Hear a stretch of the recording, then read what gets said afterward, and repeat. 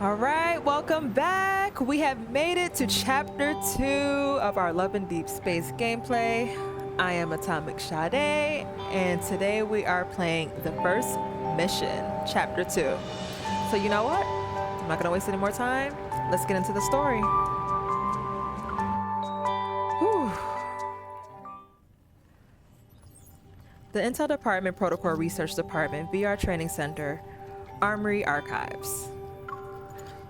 In a towering 20-story building, various sectors with their own responsibilities exist. It offers a variety of services, all meticulously organized and fully equipped to support every aspect of a hunter's work and life. Hunter's Watch, HOS 11-4. Metaflux detection system has been updated to the latest version. Okay. Guidance for each floor has been uploaded. Use of the Sleepin' Pod has been approved, and access to the VR Training Center has been granted. After performing a flurry of dazzling maneuvers on my watch, the spherical robot opens a compartment on its body. The system log shows you had less than 4 hours of sleep last night. The quality was also extremely poor. Damn, why they gotta call me out like that? A console appears from the compartment and it presents a small pill box. A special delivery. 1 drum reel. Okay. I touched the bags under my eyes, my mind replaying the scene of that eye appearing by the window last night. Oh yeah, that did happen. I thought wanderers had appeared, so I rushed out of my home. Despite scanning the nearby area, I didn't find any abnormal traces of energy fluctuations. I'll try and dig up some info from the squad's files. I'll also be on the lookout tonight. Suddenly, a holographic scream appears and interrupts my thoughts. The adorable voice resounds in the room once again. Alpha Team has special life insurance. I like that she members. acknowledged that it's Please sign adorable, here. because he is so adorable. Like, huh?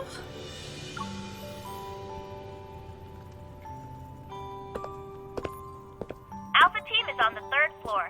The office is next to the Mulberry Bridge. Is that Jenna? This Is Jenna so coming? in case of an emergency, you'll be able to arrive anywhere in Lincoln City within a few seconds. I need to go now.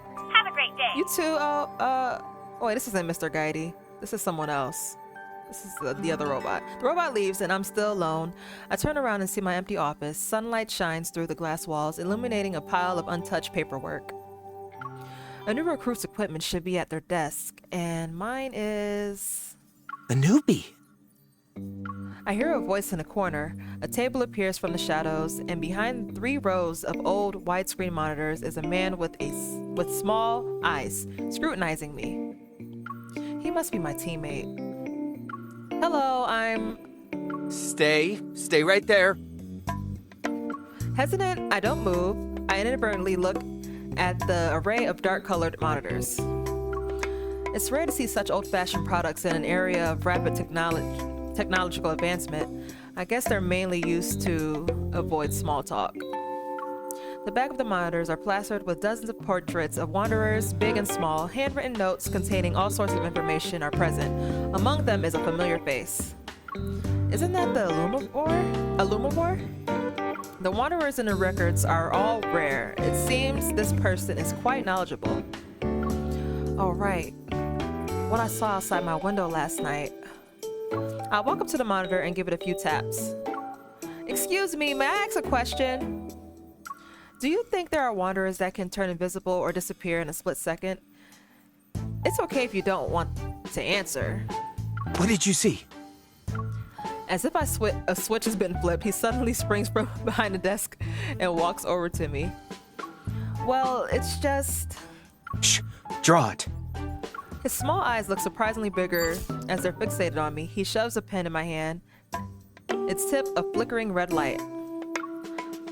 A Ramago? You know about them? This has the latest Kennel OS. It's fresh from the oven of our techies. The resolution is 3 times better than the previous version. Yeah. Oh, I only use it for work. That's it. Look, here's the TSC security authentication code. I nod and take the pen. I touch the switch, then the tip emits the green streaks of light which coil around my arm. The memory of what was behind the curtain appears in my mind once more.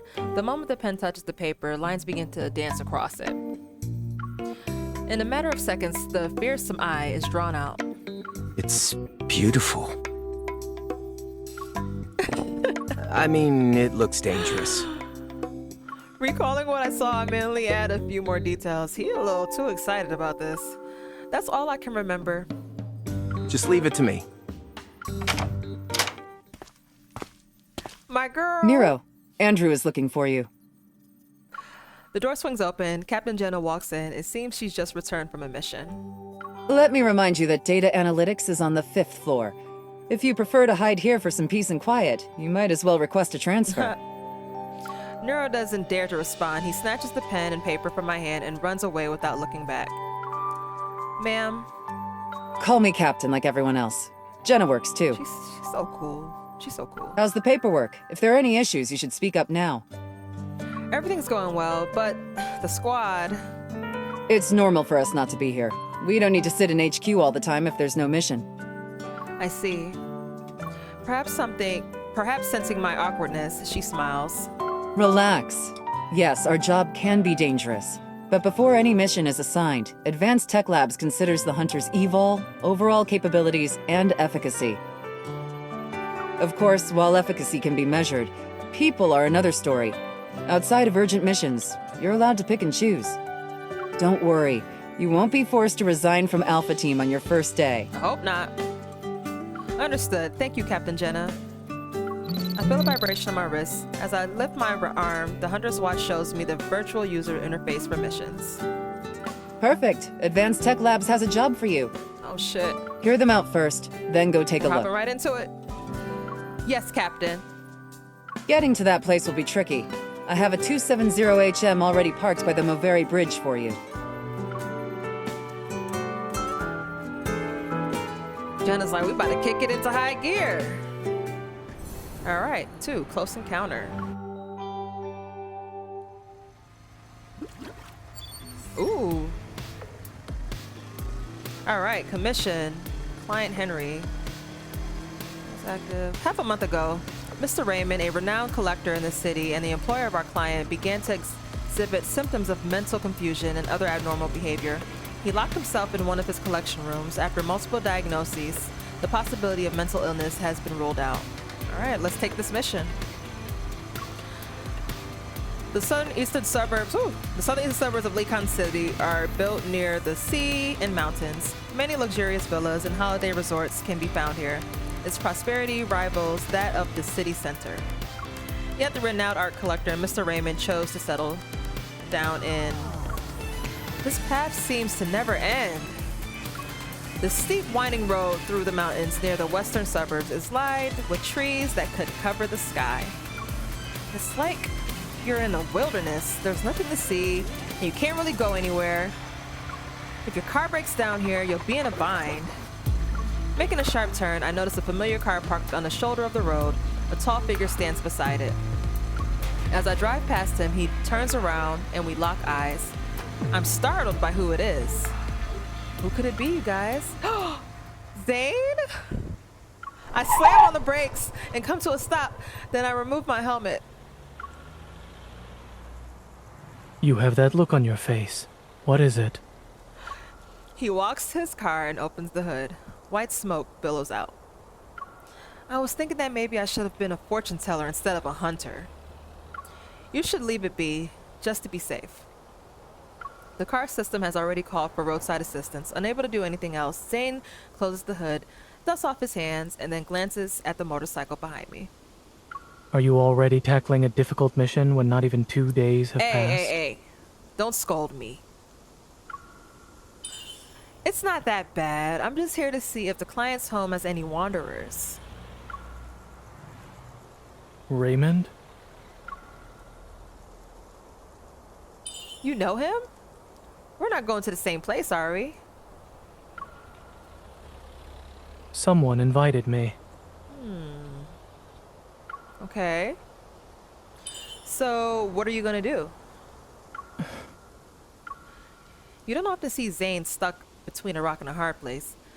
Stifling a laugh, I clear my throat and get on my motorcycle. I pat the back seat. Come on, Zayne.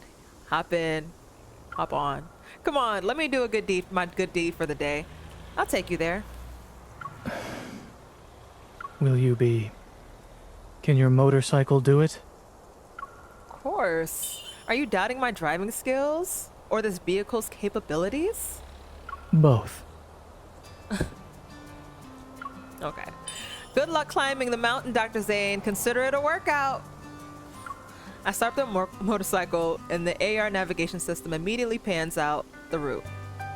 Advent Navy says you're 13.5 kilometers away. Don't come over here now. At that moment, Zayne sits behind me.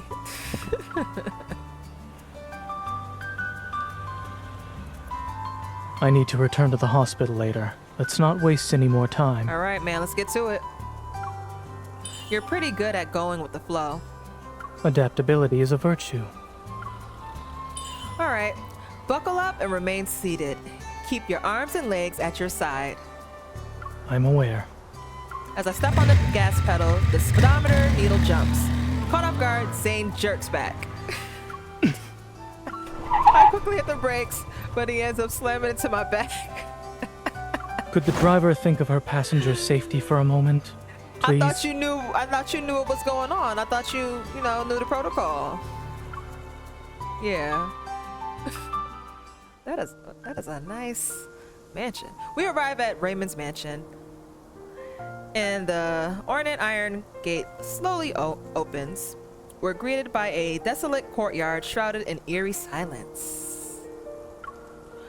The architectural style is a modern design and simplicity. A large pool surrounds it, the water surface a blanket of blue-green algae.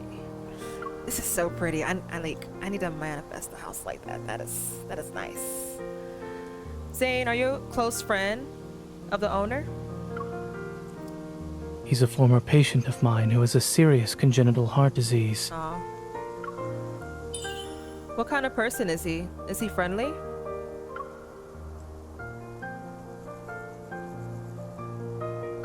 Nervous?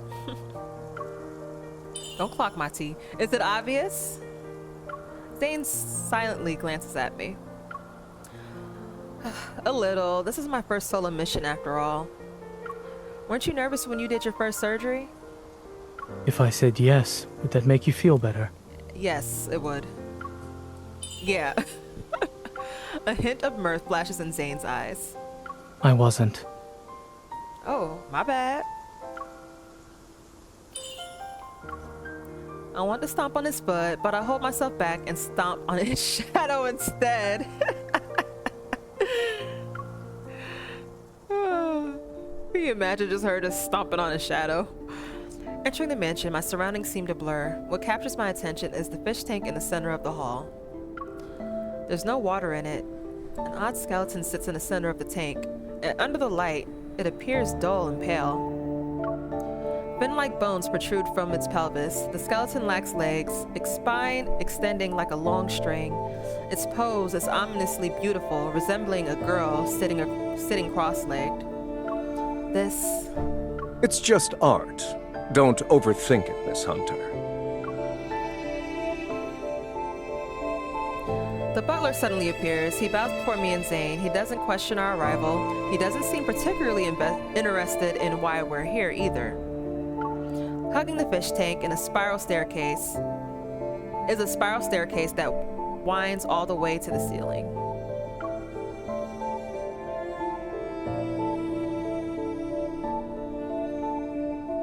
Is he still in his collection room? Everyone knows who he's referring to. Raymond. Yes, on the 3rd floor. Dr. Zayne, you've been here before, so please make yourself at home. Zayne nods. Then the butler turns to me. Regarding the Wanderer inspection, Miss Hunter, do you need me to accompany you? No, it's okay. I'd like to look around first.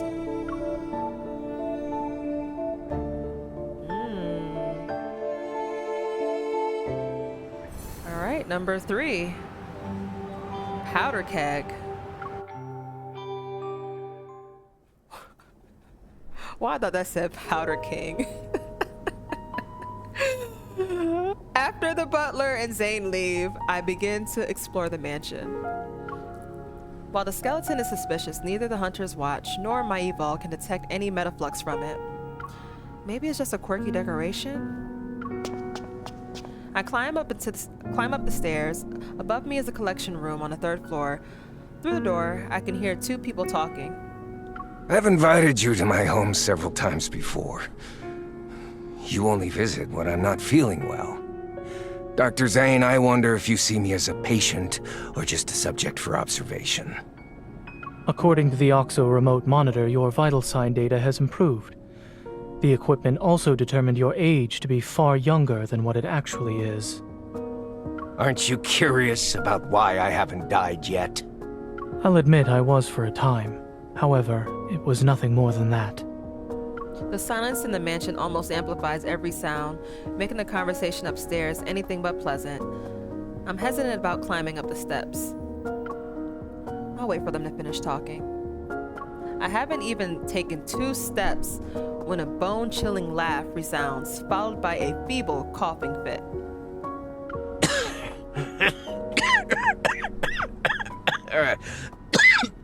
God damn!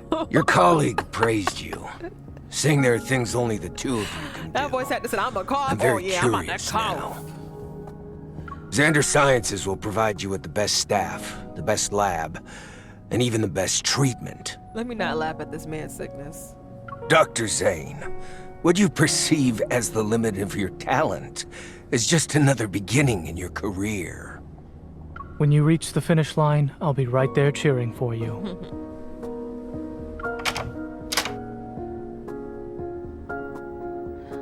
Lost in thought, I lean on the window, sit by the staircase, gazing at the chirping birds outside.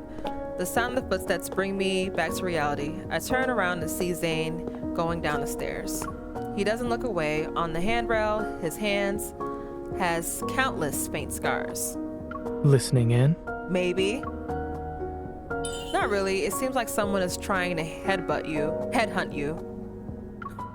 You're good at not giving into temptation. Please don't put me on a pedestal. I'm just a normal doctor.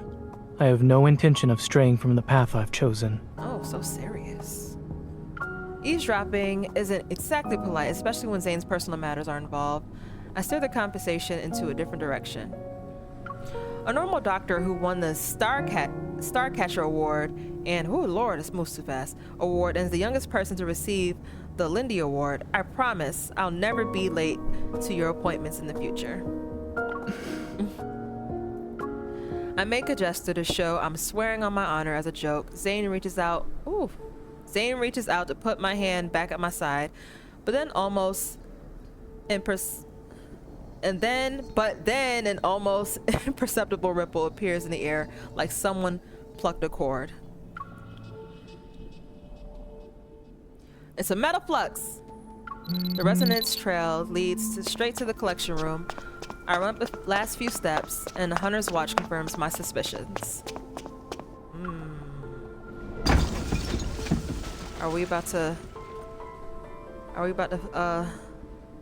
Metaflux is gathering at an alarming speed behind the heavy door. The current situation forces me to kick down the door. Raymond is sprawled out on the carpet, unconscious. The light flickers as I sense an invisible pressure weighing down on me. The Wanderer is on the move. Zayne, get him out of here. I'll handle this. How long will you be able to last? Whoosh. Icicle flies towards the Wanderer that appeared. In the blink of an eye, Zayne is standing next to me. Let's make this quick, shall we? Are we about to fight?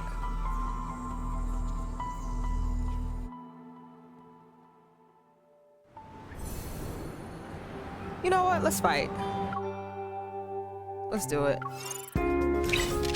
Yeah, so they don't take my current level with these fights, so we could just, you know. Let's do it.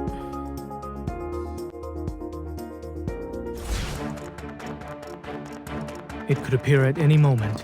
Be careful. All right. Don't let your guard down either. Oh god, it's a tutorial type thing. I know how to do this. Have you recovered? I'll freeze it for you. Here comes another attack. It's a tough one.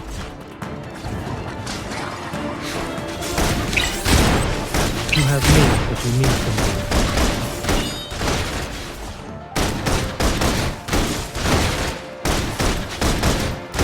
It's not over yet. I won't let my guard down. Impressive. As expected of a hunter. I'm flattered.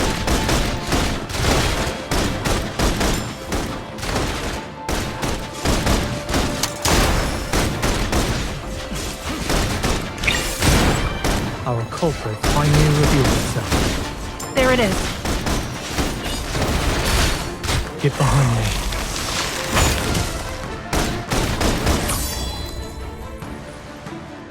Are you satisfied? Hell yeah. I'll wrap it up from here. Thanks, Dr. Zayne.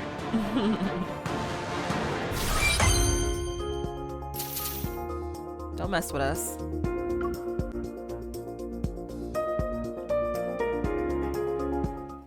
All right, number 5.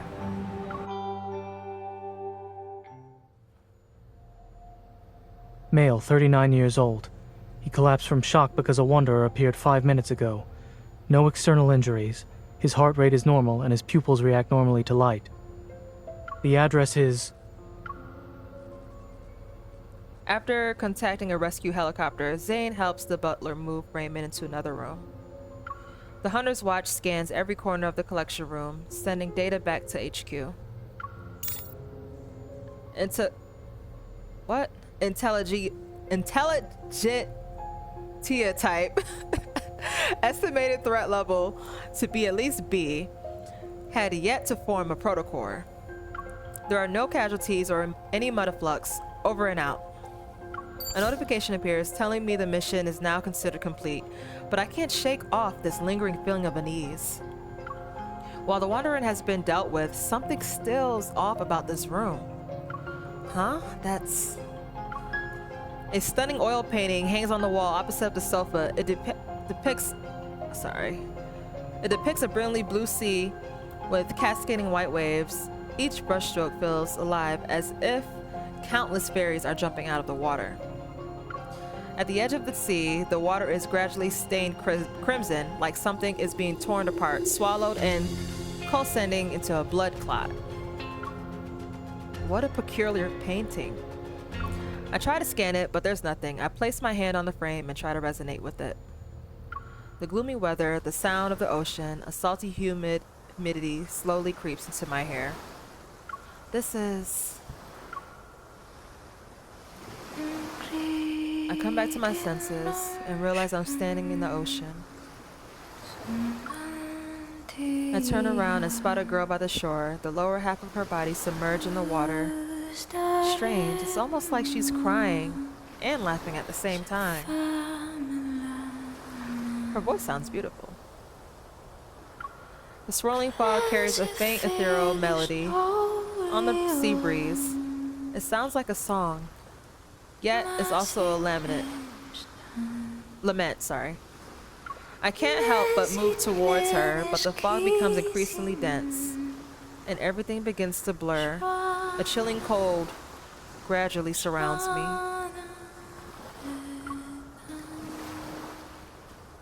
Snap out of it. Uh-oh.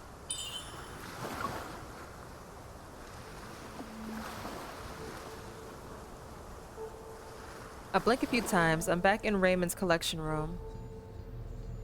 Did something catch your eye? You were in a daze. Zayne frowns, holding a cup that's been completely frozen. Speechless, I touch my neck.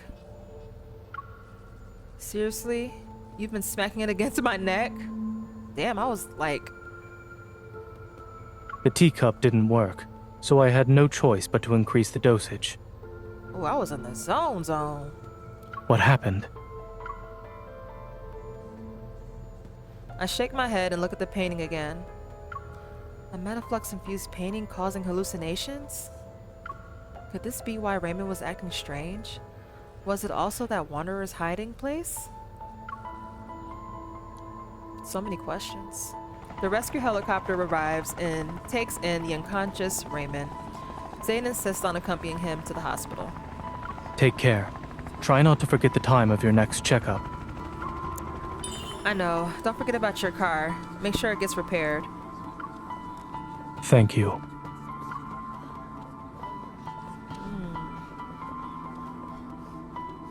Watching the helicopter disappear into the clouds, I let out a sigh of relief. I turn on my comms again and look at the mansion.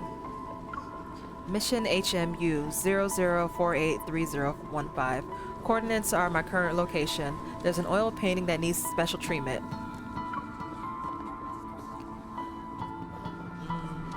The oil paintings. Alright, 6. Next target. The oil painting is taken back to HQ.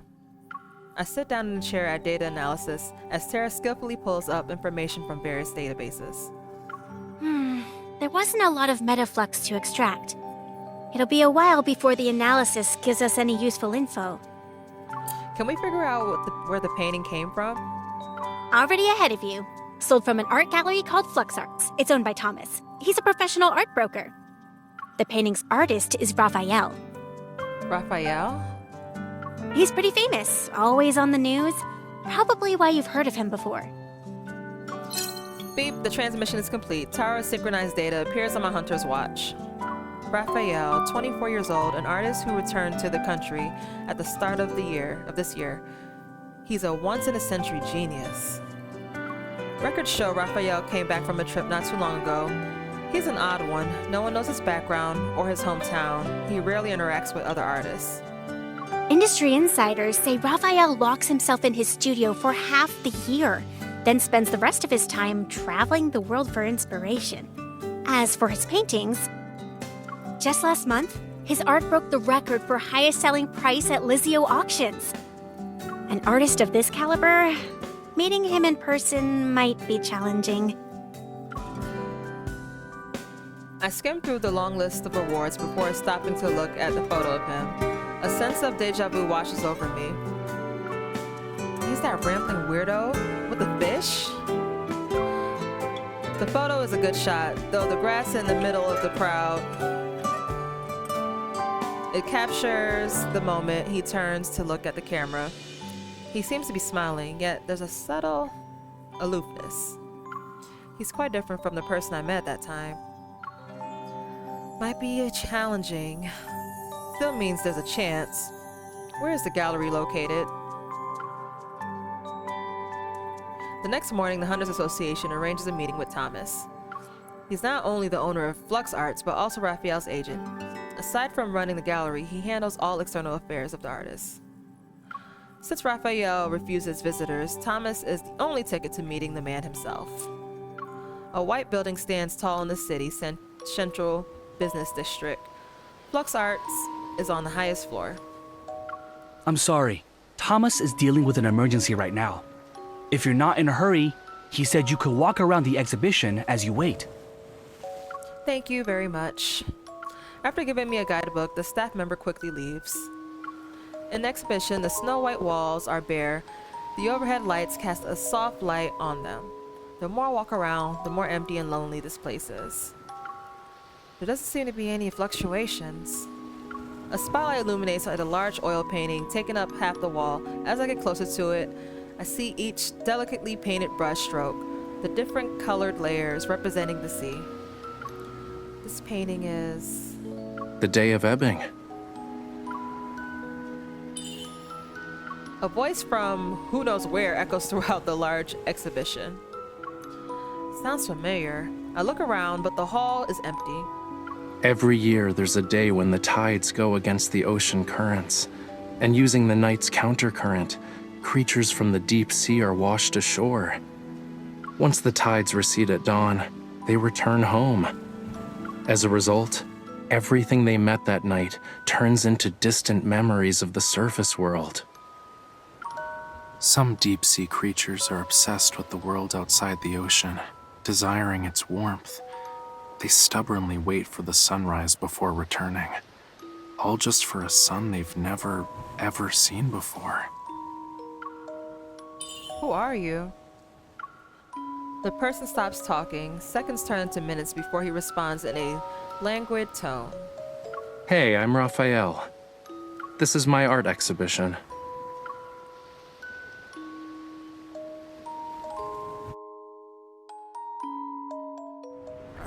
Number 7 heard about it.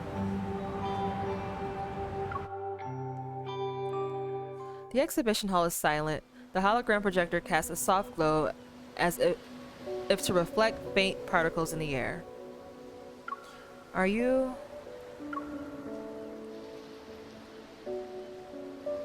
Rafayel himself? Where are you hiding?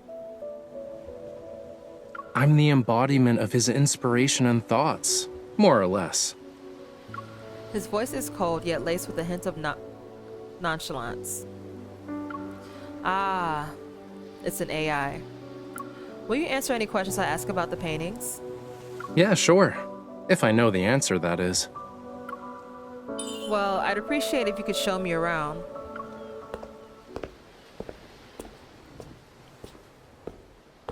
After turning a few corners, I find myself in a separate exhibition room, but there isn't anything on the wall.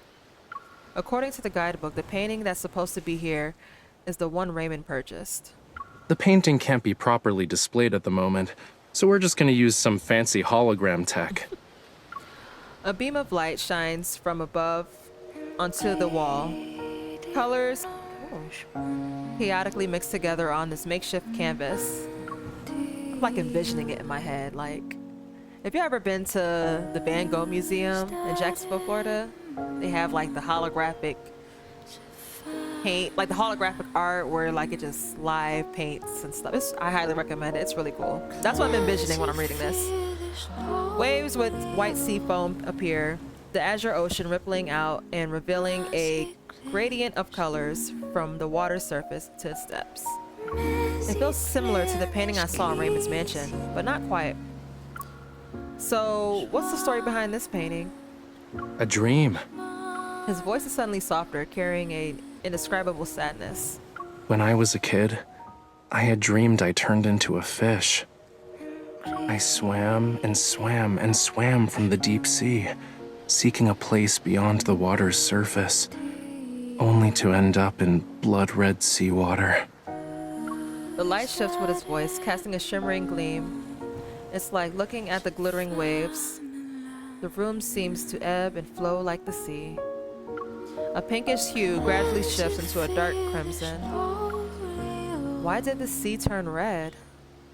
He doesn't answer my question. Maybe he didn't detect any important keywords, so he just kept talking. It was the first time I ever saw such a color. Who knows how many years I've spent trying to recreate it, but I never really could get that same shade of red. It was always a slightly different hue, you know? For some reason, I can almost hear the faint melody from Raymond's mansion again. Sorry, miss. The lights in the exhibition hall return to normal, and the hologram vanishes. As if waking from a dream, I turn around to see a man standing behind me. He must have approached me when I wasn't looking. I like the fit. I'm Raphael's art gallery manager, Thomas. Hey, Thomas. Office. Thomas leans back in his uniquely designed chair, crossing his legs. His leather dress shoes shine. He motions for me to sit down across from him. I fill him in on what transpired at Raymond's mansion. I even mentioned the Wanderer being possibly connected to the painting. Thomas's face turns pale, but he quickly regains his composure. So you're suggesting Raphael might have messed with his own painting? It doesn't matter if he's responsible or not, since the Wanderer could have been in the art studio. Rafayel himself and even your gallery might be in danger. Please tell me everything you know. Thomas rubs his expensive cufflinks, hesitating. It takes a while before he finally speaks. They had to let you know they're expensive. They rich. Mr. Raymond, a renowned art collector famous for his discerning taste, graced Flux Arts with his presence last month. Despite the gallery being filled with better paintings, he was utterly smitten with that one. He needed to buy it. Had to nag Rafayel before he finally agreed to sell it. During the process of arranging, displaying, and selling the painting, more than a dozen people have been in contact with it. No one mentioned anything about a wanderer. But what if someone starts to hallucinate because of his art? Thomas pauses for a moment, then bursts into a fit of laughter. What a nice compliment. Making people literally go crazy over artwork isn't something many artists can pull off these days. Are you saying he's trying to cause drama to increase the value of his work? Thomas clears his throat and rubs his nose. I wish. If Rafayel cared about that stuff, my job would be a piece of cake. Wait until you meet him. You'll see what I mean. He did mention something a while back, said he often heard strange noises in the studio late at night. I thought he was trying to trick me. Mondays, Wednesdays, Fridays, he's sick. Tuesdays, Thursdays, Saturdays, a wanderer showed up. Could you do me a favor and check if there's actually a wanderer at his studio? I would love to see the tomfoolery he plans to do next. A thread of light quivers in the air. The sudden metaflux fluctuation draws my attention to a display case on the wall. What are those over there? He looks over his shoulder. Oh, coral stones. Rafayel uses them for his paint. Are you interested in them? Walking up to the display case, I see the stones are vibrant red, almost like blood. I pick one up. This is the source. Can I take it with me when I see Rafayel? Sure. Thomas walks over to the French window. Outside is a beautiful scenery as far as the eye can see. I look at where he's pointing. In the distance is a gorgeous ivory structure extending towards the sea. Visit the giant white building over there on White Sand Bay. That's where he lives. His memory is non-existent, so the door's open. You can just walk right in. Could you tell him to hurry up on that painting he's working on? I already sold it to someone.